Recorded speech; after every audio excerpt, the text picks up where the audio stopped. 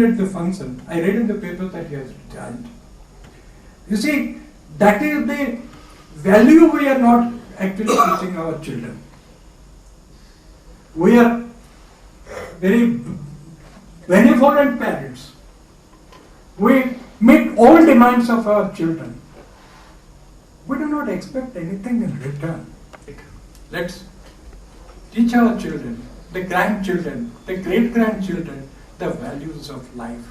And for that, to have a long life, please take the advice of Dr. Sharma and this foundation so that we remain healthy.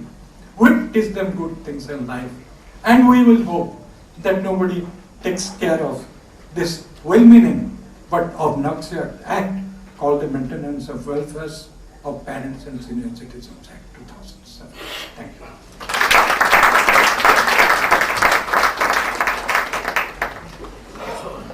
Thank you, sir.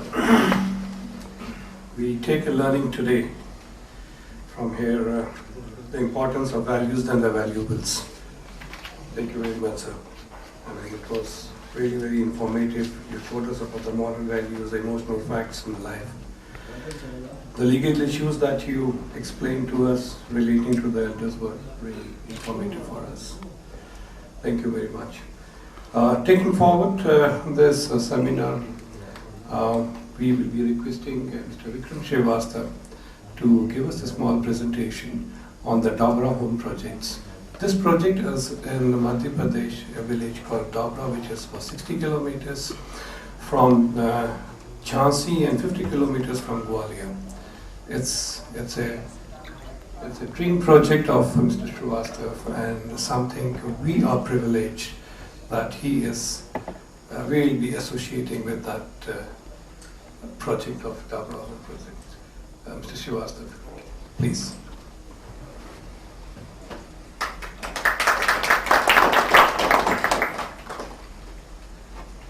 Thank you, Anil, and with all due respect to Judge and our chief guest and Dr. Sharma and Ravi. Thank you for inviting me here to speak.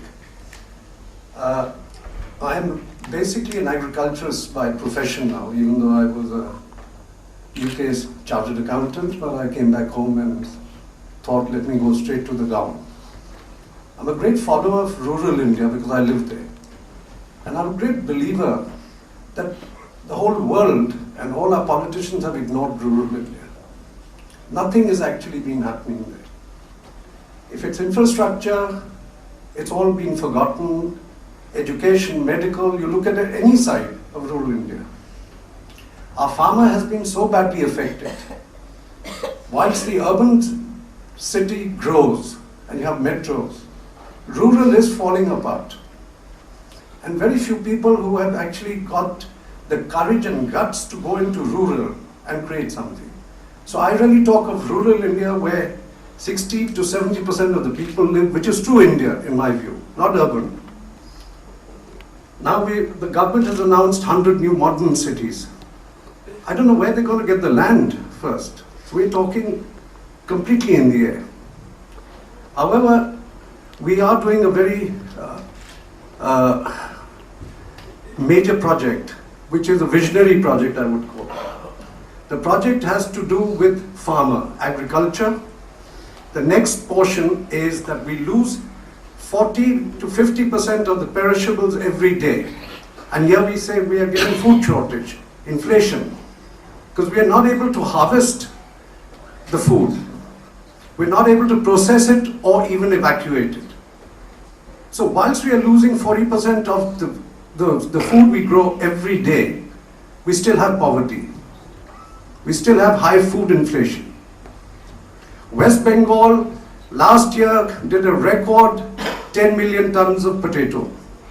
They only had cold storage of 5 million tons. So what happened to that 5 million tons? It went right down the drain. The farmer lost, the consumer lost, the government lost. So our project is a infrastructure, rural infrastructure project which creates a food park, does industrial agriculture, and we are also will be making an international cargo airport to support the food park. and thereafter fresh modern city will emerge. I can go on about this project presentation, but one of the things where I've been working with Sparsh was that Madhya Pradesh is about 30 to 40% tribals. Today, in my view, the tribals are the most deprived citizens of India, not your slum families. So my concentration is with the tribals. We are already employing nearly 250 to 300 tribal people. They live in temporary accommodation in hutments. They have no toilets, they have no water. They have no electricity. Then we destroyed the forest. We don't give them employment. I hope with our project coming, at some point of time, we should be taking on at least 3,000 to 4,000 tribal families will be employed by us. In the meantime, we were talking about doing, fortunately we have a lot of land, so there's no shortage of land. And we had conceptualized a project which was a total Adivasi village on about 14 acres of land, where we can locate about 300 to 400 families. I wanted to work with the NGO because I couldn't do this project just by myself. And after approaching Sparsh, who very kindly consented to join me and further develop it, we have made a presentation which I will also show. The other thing I'm talking to Sparsh about is once my bigger project, the mega city is coming up, as Dr. Sharma put it, we retire at 60 years old, but fortunately in the last century, the one thing which nobody has been able to appreciate, that we are able to live for 2 to 3 decades more than what we did earlier. I think our grandfathers all died before they were 60. Today, the brain is going up to 85. So when you retire at 60 years, and there are 30,000 Indian doctors in the US who are wanting to come back to India. So when I looked at this and we were discussing our project, which needs a huge amount of manpower and HR of professionals involved, we are contemplating of doing a retirement city there. Because people who retire in Delhi don't have any job to go to. They're not involved. Maybe some get into NGOs or charity or something like that. But most of the people, they tend to go to the clubs. You spend the whole day either playing rummy or something like that. So our concept of a retirement city is that we will invite senior citizens as our guests to come and participate in some aspect of our project.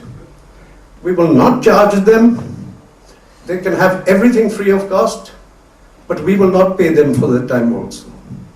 So it is a pure barter, and we give them a pure environment with organic food, environmentally friendly, new city. So this is another project. I hope after my Adivasi project, we will be working with the society. And I have my architect, Mr. Sharma. Maybe if you can come up and kindly explain to everyone, show your slides. And I wish all of you people could participate with us. It's a wonderful project. It's not a cheap plot. It's in the city, and I'm donating it. So thank you very much.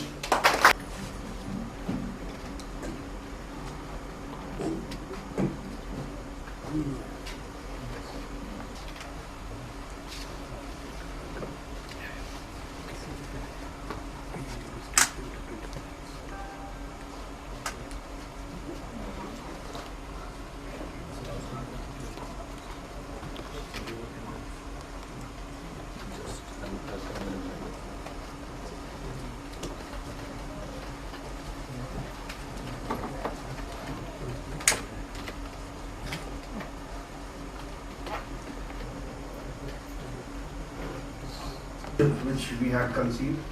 So before starting any project, I would like to make you understand what housing is actually like. Whenever we talk about housing, we are talking about a cluster a single physical development. But actually, when we talk about housing, cluster is just a part of it. You have a cluster, you have infrastructure with that. That is physical and social. Physical, when I'm talking about the roads, the sewer system, the water supply. When we're talking about social infrastructure, we're talking about parks, the interactive spaces, the temples. And when everything is clubbed together, it makes a good house. So this is how we have conceived this Dabur project, and we'll be showing you about the case studies. We did these case studies, we see the places where the Adivasi live. We did a case study kind of a thing, which we will be discussing. Now, just a brief about the project. This land is about 13.37 acres of land, and we intend to develop about 300 units for Adivasis. We have segregated the vehicular traffic movement. We have given a pedestrian road, internal pedestrian road, and an outer periphery to your motorable vehicles. The site also has certain restrictions. It has a high tension wire passing right in the center, so we provide to have a green buffer space in the center. Now, when we are talking about these are the actual pics of the villages which are there in the campus. So when you talk about an individual house, a house is also quite an emotional thing for one's own self. A house talks about one's individuality, and these people, they are building their own houses, so it becomes a very emotional affair for them. So every house, the kind of entrance gate it has, a certain design it carries at the entrance, gives a different scenario to each individual houses. Now, because this place is in a climate which is hot and dry, so a typical kind of architecture prevails here. You have a open space when you enter the house. You have a semi-covered space, and then you have an internal room which is serving the daily activity needs. It's a basic living room is there. You see on the down area, these are the areas where they're washing their utensils. There's a tree where you have a small temple installed. On the right, extreme right corner, there's a small shop. So it's quite a cohesive kind of a housing unit which is delivering to your daily needs, but not provided. It's not very organized. So now what we need to do is we need to organize all these spaces and give them a proper living environment. Again, when we talk about the open spaces, these are small streets. The whole development is very organic in nature. It's not a grid iron pattern or a circular pattern. It's those organic small streets cultivated into small open spaces. Again, those small open spaces, they merge into the bigger open spaces. And these open spaces are very important spaces for these people. The interaction, daily interaction is happening here only. Now, when we conceive about a typical unit plan, if you see on the left corner, you have an open courtyard kind of a thing, then a small covered area, which is kind of a shed kind of a thing, and then you have a living room. So this is a kind of a cluster which Adivasi is used to living in. Now these are some of the sketches which we have conceived. The street pattern should be narrow. Their gates, which is the gateway to their individual houses. These small unit, they become a cluster, which is shown on the extreme right corner. Now this is the land which we have earmarked in our master plan, and this is the master plan for the housing which we are trying to develop. Now we have a friend of mine, Shri, he has worked out on the landscape part of it. So probably he can explain to you about the detailed master planning which has been done. Vice President. Good afternoon everyone. I am Shri Naik, colleague with Siddharth on this project. Broadly, there is a landscape master plan which we have worked on. This actually, so what we have is actually spread over the entire scheme. The housing, as Siddharth has pointed out, is conglomeration of clusters of the units which have been inspired and derived from the Adivasi unit. And if you start off from the top left corner, that is where the entrance to the entire project is, which is like a through road which goes beyond to the rest of the site. But broadly speaking, it's like a very obscure entry that you have in line with what you have with the Adivasi not being very loud, or the entire scheme not shouting as a entrance to a big housing or something. It actually starts off with a small area which is the drop-off area, and a hospital which is an important amenity for any and every housing. A small market square with certain shops and all, which is number 3 in the typical traditional way of having a market square in a village. And this market square opens out into a chopal kind of a thing, which Siddharth was pointed out in terms of the organic spread of the Adivasi housing, which already has been around. This chopal then becomes like a very central space as a jog, which overlooks stepped, unsymmetric and organic ghat.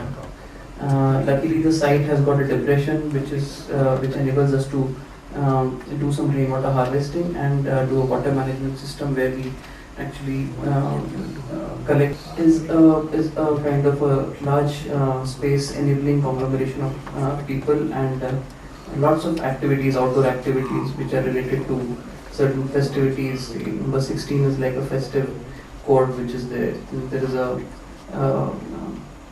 number 19 itself becomes like an amphitheater. So and there are certain chalk areas which happen as number 17 if you see. So broadly there is a very little aspect and footprint of road coming in the entire scheme. You have number 17 which is actually the road which runs into as a drop off, and number in 2 places. Actually we don't have a pointer here. Yeah. I hope I'm just loud enough, but broadly this is one route which is there, and that is one route. And the rest is all pedestrianized.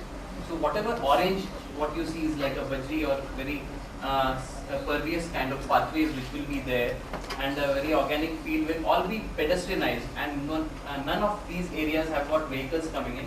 But broadly for services there will be these 2 inroads which will be like for vehicles which are very very important, necessary, and for amenities and all which are coming in. That is the ghat area, that is the festive square which is there, amphitheater, a chowk here, a chopal kind of a thing here, which we've just seen a sketch view, and that is the water reservoir that we have. Because the site is stepping down here, creation of a small bund allows us to store the water here, and the entire thing is sloping down. So we've got typical pagdandis which kind of run over onto the side, they are running across. This is actually the high tension line area where you do not build anything. And then you have clusters which multiply and become larger small mohallas. These are the mohallas, and then they actually develop into a sequence of open spaces. These open spaces, smaller open spaces, are opening out into the larger space, and this larger space is open out into the larger space. So it's a hierarchy of open spaces that we are usually looking at in the Indian village scenario, and not in the urban context, but in the traditional vernacular architectural setting of towns and smaller settlements. Coupled are amenities such as the nursery school here, certain facility blocks which will be required, and a large cow shed in terms of the Adivasis using the dairy products and utilizing the Goshala kind of a thing. So that's a large component of the entire scheme, and yeah, I think. Now we'll just present you some of these sketches which we have done, because master plan we can go on about talking. So I'll just present you about the sketches, the sketches of the entrance areas, the lake area, so that to give you an idea of what we're trying to create. This is a typical entrance to the Adivasi housing, very traditional, done with a lot of mud architecture into it, and it's quite traditional, and it talks about that golden cut architecture which prevails in that area. This is again a single unit forming clusters, clusters forming a sector, and those sectors then dividing and forming the whole master plan. This is the lake which we have shown you, it's a ghat kind of a thing. People can come around, sit there, relax, talk to themselves, and it's a natural depression in the site, so it automatically turns out into a lake. This is a typical how a cow shed will be developed there. Again, market space with a centralized chopine kind of a setting. This is what probably that central open space with the market, a small banyan tree, a big banyan tree in the center, a chopal kind of environment created. This is when we are talking about the vehicular traffic system. The red is the traffic system which is motorable. So you see, the traffic, the motorized traffic is not really affecting the internal layout of the. This is the pedestrian movement which will happen inside the whole area. This is again when we are talking about the drainage management. There is a natural drain which is draining towards that small water body which we introduced. This is the hierarchy of green spaces. These clusters, they are smaller spaces. These spaces are merging into a space inside the cluster and then opening up into these central green spaces. This is again a typical set of toilets which will be provided for these people at different areas. This is again the flow and movement of green spaces which is shown. That's it. Thank you.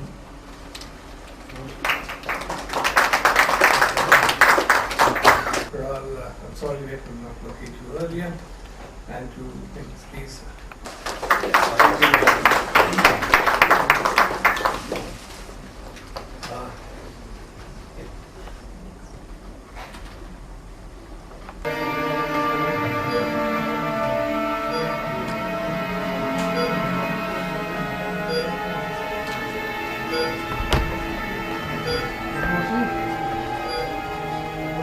My father has been in the hospital for the last 2 months.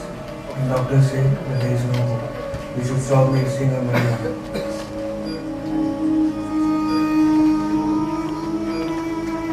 He wants to breathe his last. If only there was a way that I could fulfill his last wish.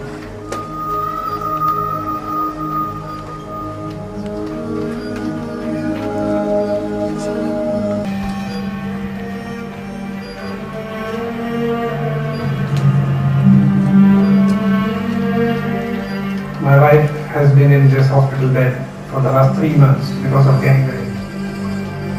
She can't eat, she can't do her own things. The hospital bills are mounting. I wish there was an option for hospital care at home.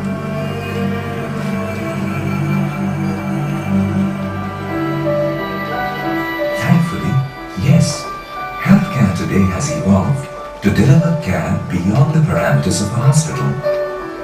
You can be home and still be in trusted hands. The concept of healthcare at home was given to me. I was told that this is something completely different than what is being offered in India so far. There was no cohesive kind of medical treatment being provided at home, which could lead to a complete change in the scenario. So when I referred my first patient, and this was a GI surgical patient, then I found the care which was provided to this patient in the post-operative period at home. It was fantastic. I have referred patients to them and are extremely happy with the kind of services which are being provided by the healthcare at home. Healthcare at Home India is not just an of promoters of the Dabur Group and the founders of the UK's largest home healthcare company. In the future, the home will be the hub of all healthcare. It's obvious really, all of the technologies are leading in that direction. And for patients, it's far better to be treated in the privacy and comfort of their homes, as well as being a much more cost-effective way of providing treatment. So 20 years ago, I formed Healthcare at Home Limited in the UK to be the first company in Europe providing sophisticated levels of treatment.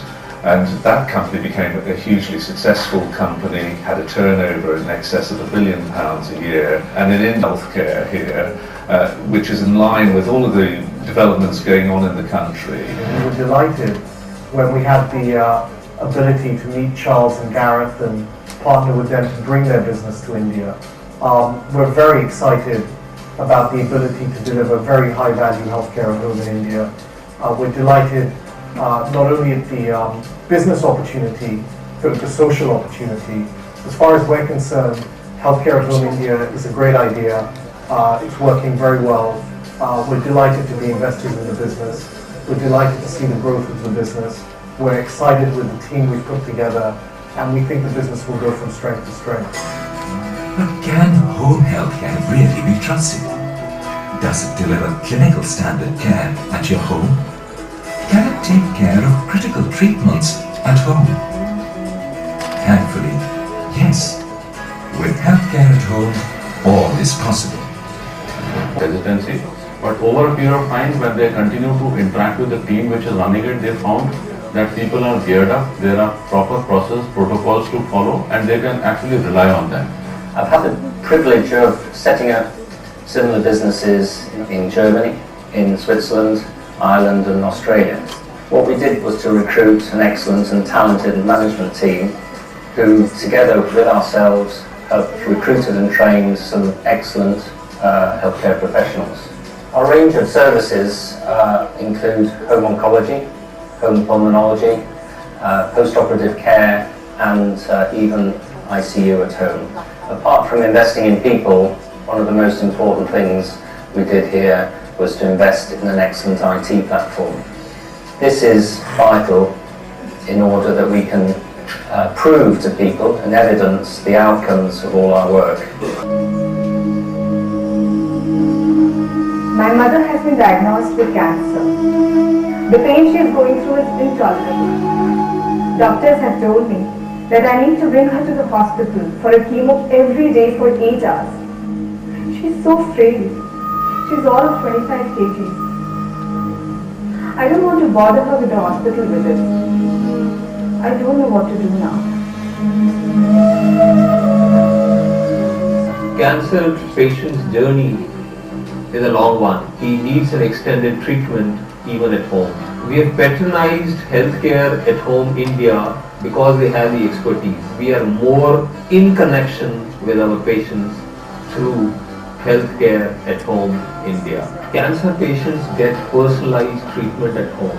He gets So that we can be assured that they are performing those procedures in accordance with best practice guidelines. After that training is done, they then spend 2 weeks in a hospital environment. Finally, all staff undertake IT training so that they learn how to use their tablet devices for documentation of all of our clinical procedures. Treatments administered by the healthcare at home professionals are led by the prescriptions of the patient's doctor. Our clinical evaluation team customizes these treatments into individual care plans. Our personalized approach and IT-enabled operations encourages the doctor and patient or their family to have greater control over the disease and its treatment.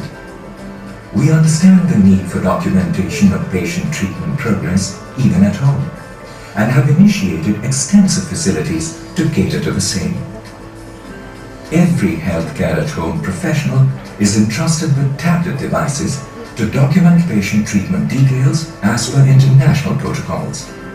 Our robust reporting process ensures that data captured by a healthcare at home professional post-inspection of a patient is analyzed by a specialized team of medical professionals and gets automatically translated into a home visit report. These home visit reports are regularly shared with the patient's doctor and family members to keep them constantly posted on the treatment. My problem did not last for long. My doctor recommended healthcare at home. I called them up. They sent me a thoroughly professional trained nurse who was a great companion for my wife, made her almost normal. I could not have imagined her in the balcony in a wheelchair. Healthcare at home stepped in and set up an ICU for us with all equipment. Their well-trained home care specialists provided every possible care. Unfortunately, my father passed away 2 months back. But I'm glad I took him home. By doing this, I could fulfill his last wish. Thank you from the bottom of my heart for all the love and care that you gave my mother and the support that you gave me. Your services were at par with NHS London. I sincerely hope that you grow as a company and continue to help others the way you have helped me and my mom. Thank you, Healthcare at Home, for being with us. Thank you, Healthcare at Home, for making it happen. We are Healthcare at Home.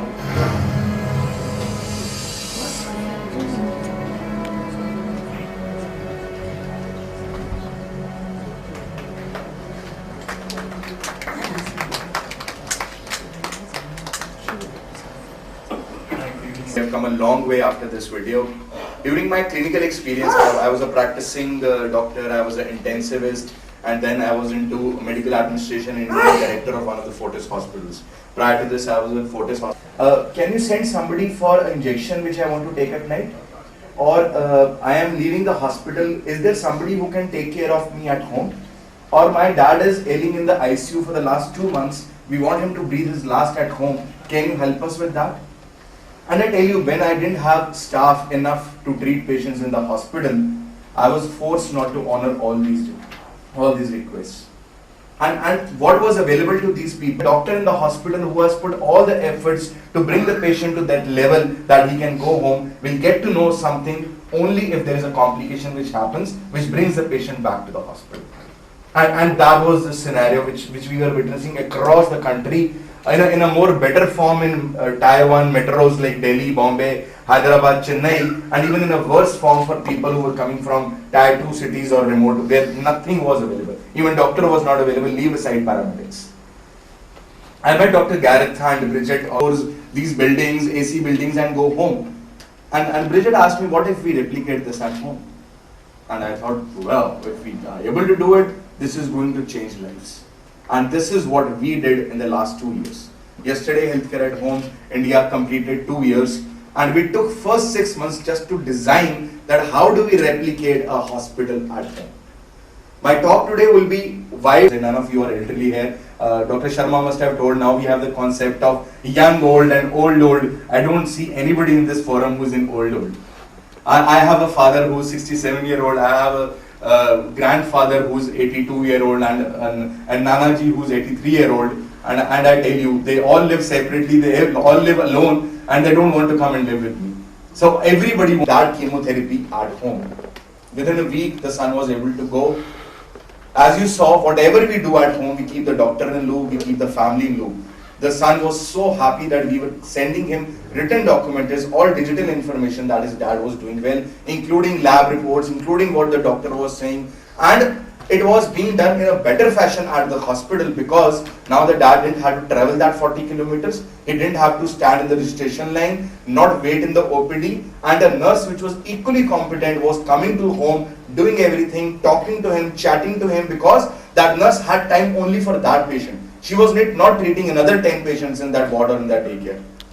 We had a lady who was suffering from diabetes, lung failure, heart failure, and her only wish was, I want to go home. Please not let me die in this ICU. Her house was on the outskirts of Gurgaon, which even didn't have a permanent power supply. We set up a whole ICU at home.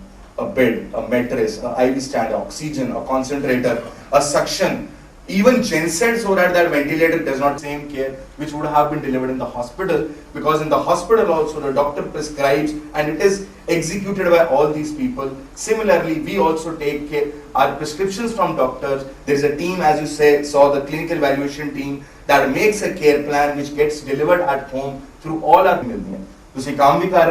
You're working also and you're getting the blessing also.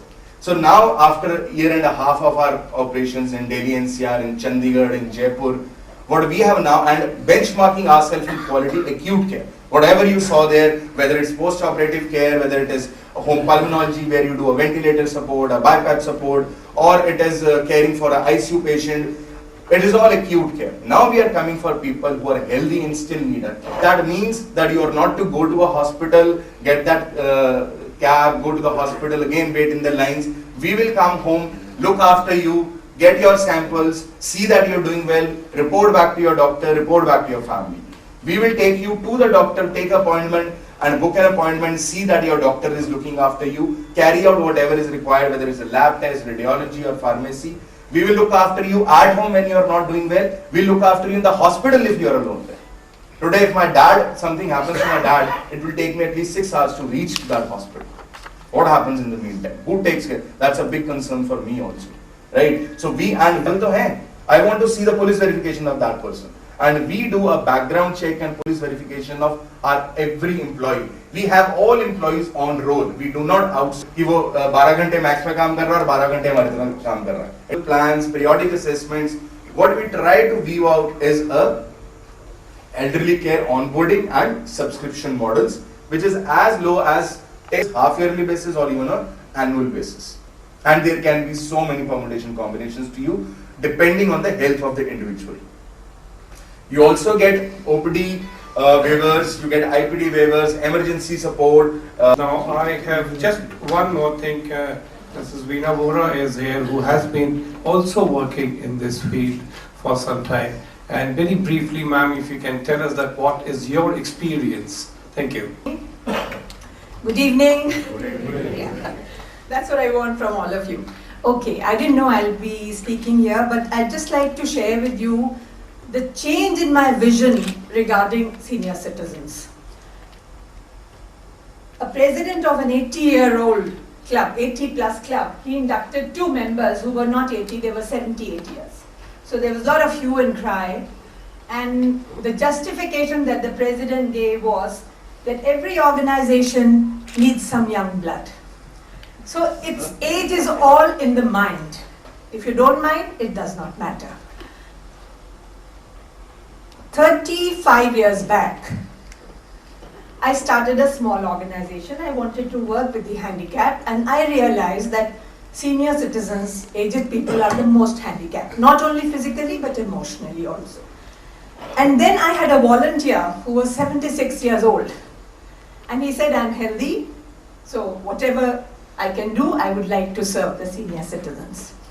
But at that time, I met so many senior citizens, and every time I interacted with them, I would come home. I was just 32 at that time, and I used to feel so depressed. For days together, I used to feel depressed, and I thought, nothing can be done, there's no light at the end of the tunnel, I'm sorry, what will I do, even if I do something. Then I came to one conclusion. Those who know how to be happy, they don't need you. Those who don't know how to be happy, you may do whatever for them, they'll not be happy. And there you feel a little disappointed. But over the years, that time I thought old age is something really, I used to dread it. Over the years, I have seen so many senior citizens. Just few days back, we have a member in our Rotary Club, Dr. Harish Khosla, maybe you may be knowing him. He celebrated his 95th birthday, completed 95 years. He's a 100%er, attends every meeting, any community service project. He's the first one to volunteer, and he's young at heart. He invites all the new members over a cup of coffee, and he celebrates every day, every moment of life. He once took me to IIC where they meet. There's a group which meets. They are all 90 plus people. They are Lahore group, they call it. And there I saw 2 people in his the buttonhole. And his assistant came, took him in a wheelchair. So I was just wondering, the dressing up also matters a lot. And as Mark Twain has also said, that men can reduce their age by 15 years if they put just a flower in their buttonhole. And similar goes for women if they put a flower in their hair. So this change in concept. I have another friend who celebrated her 90th birthday with a fashion show. She just asked us all, fat ladies, okay, come help, whatever you can do. 91st birthday also she celebrated. So this change that I am seeing in senior citizens, believe me, earlier it was childhood, youth and old age, 3 compartments. Children are no more that innocent. Youth, by the time they reach 40 or 50, they're exhausted, they've been there, done that, and there's a big question mark. So I think they should be shown with a stick here, not the senior citizens. Our mindset is changing. We refuse to fade away. We refuse to let our soul and our mind wrinkle with age. So that is the kind of thing I want, that also we should do that. And if you could also, one area where I feel handicapped is the latest technology. At times I need the help of my granddaughter. I keep waiting for her. Oh, I have to send these pictures to my friend when she'll come. Then she comes after. Technology helps us in remaining connected to our friends, our relatives, everybody. So this area, if the people who are working with seniors, financial security, somebody mentioned, I always say, just to make you laugh, that we senior citizens are all wealthy people. Ask me how? How? Silver in the hair, gold in the teeth, sugar in the blood, iron in the arteries, an inexhaustible supply of air, natural gas, lot of junk in our head. So I always say, quicker pe dal, bech dal. Thank you.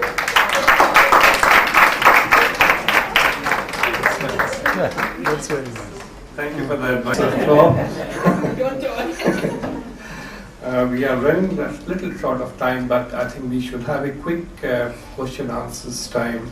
If I can request Dr. Gaurav Thukral, Justice Pasayat, Dr. Kapoor, and Vikram.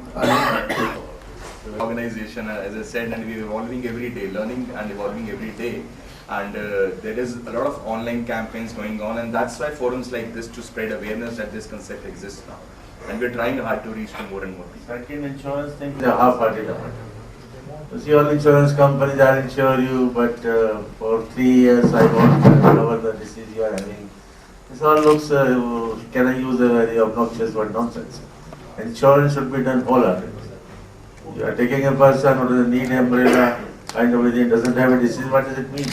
You may charge whatever you feel like, but do a pure insurance. So maybe I don't think any insurance company will do. You can start your own. Insurance company also is a lot of cost saving which happens if the patient is treated at home. The treatment at home is always cost effective. There, in West it was always supported by insurance. The first case which was done 20 years back in London itself was by insurance company. Although NHS covers, NHS took 10 years to cover all this home care, but insurance companies were the first who came in because they saw advantage.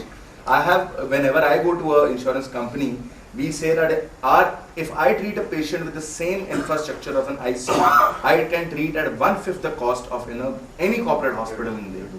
Right? If we look after our people carefully, we avoid those admissions into the hospital which are going to incur cost. If I am able to control diabetes, as ma'am rightly said, sugar in the blood, if I am able to keep that at limited levels, if I am able to monitor people 24/7 that the BP, sugar does not go up, trust me, there will be no heart attacks, there will be no angioplasty, there will be no cost. And that's a preventive part where we want to come into. As we said, we started from the acute, but we want to go to chronic and then into preventive, because we Indians have this tendency कि हम तब तक doctor के पास नहीं जाएंगे जब तक जरूरत ना हो. And that is again coming back to ma'am, you people are blessed that even beyond that stick of 50s, now you people have the time to take care of yourself. So that should be utilized more. Or our foundation can take it up. Future. One thing more I'll add, that I am a marketeer professionally, and with 8 points lead in the youth, the 51,000 people who are above 100 years of age. So there is a huge market for that as a business opportunity.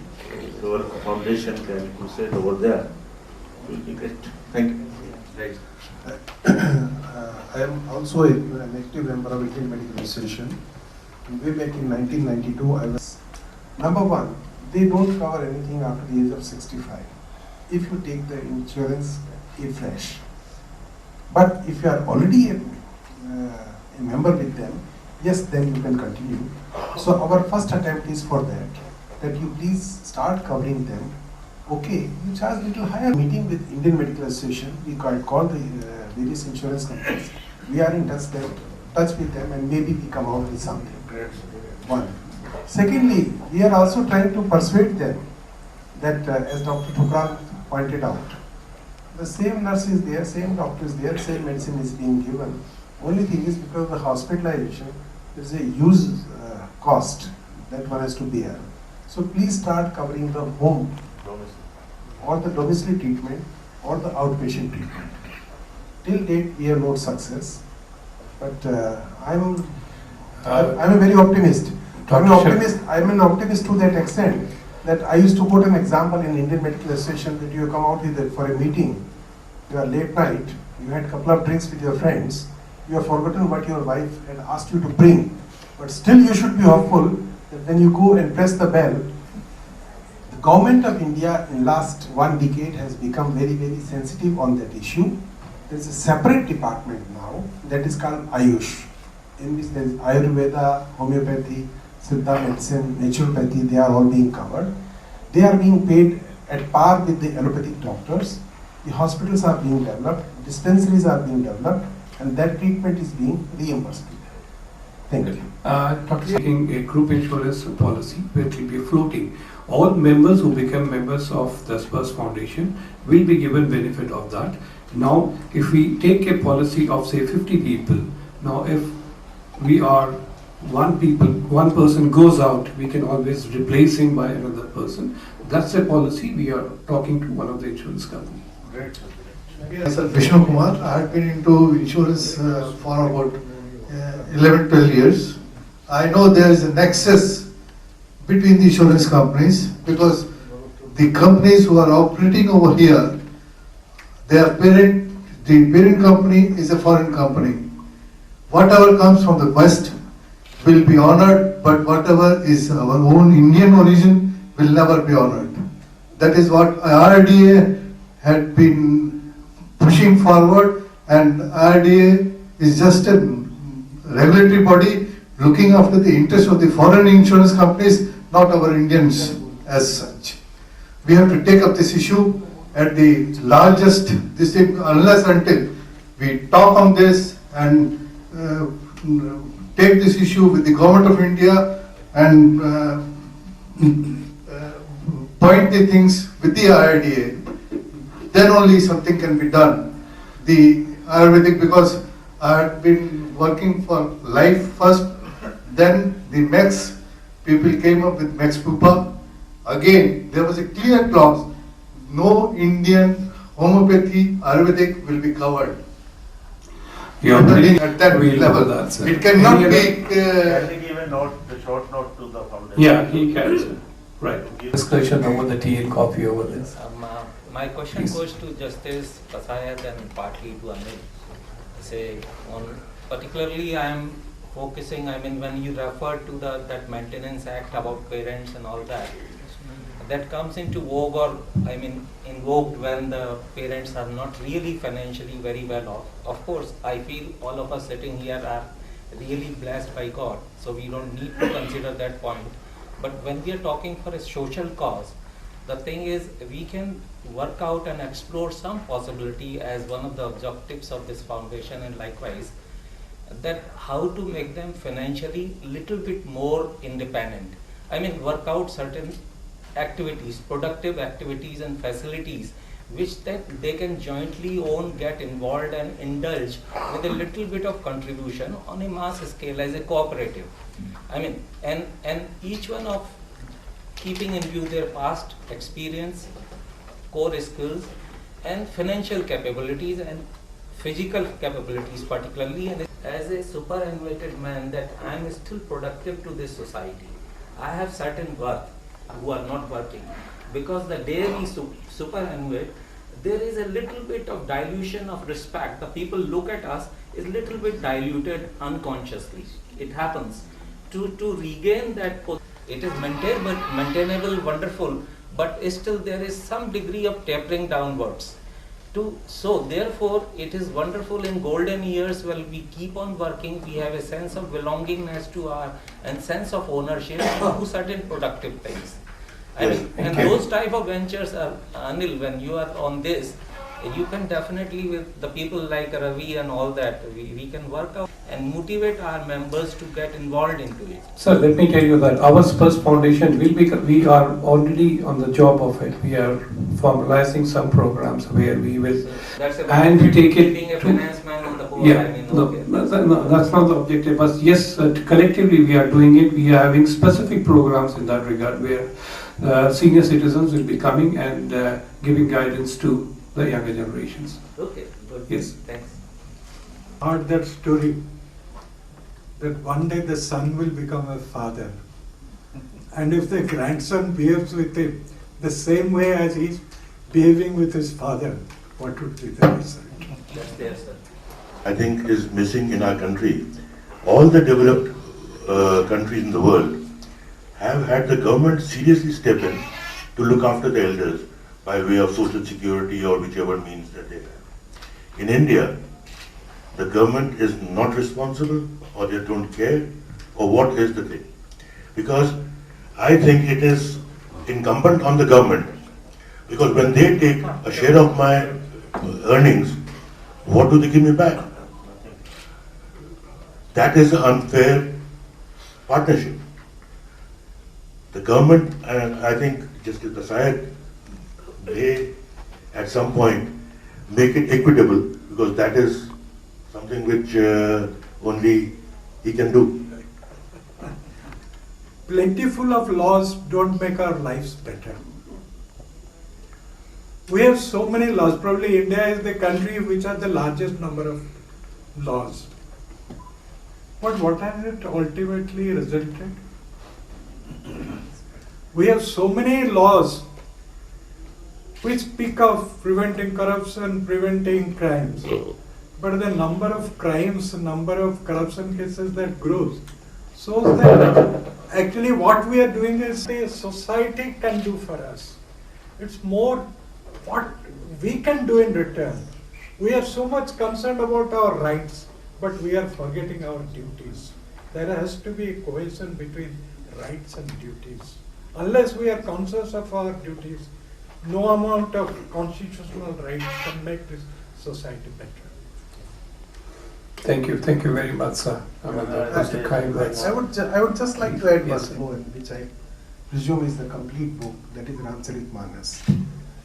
And there also it has been said, Bhai bin hotan preet kusai. Bina dar ke kuch nahi hota. Law is at one place and implementation law is something different. If the residents, if the senior citizens keep on uniting as they are getting united in Delhi, if there is a single voice, then I am sure the government will listen to it. But let me just give you one inside thing, that the present government is really doing something. And I spent last month, Saturday and Sunday, in Ministry of Health, in going through the document which was being presented to the cabinet. There are a lot of things in store which are in the pipeline, and the present government may implement. But insurance thing, which has been pointed out in this forum, is yet to have any breakthrough. A cup of tea outside. Thank you very much.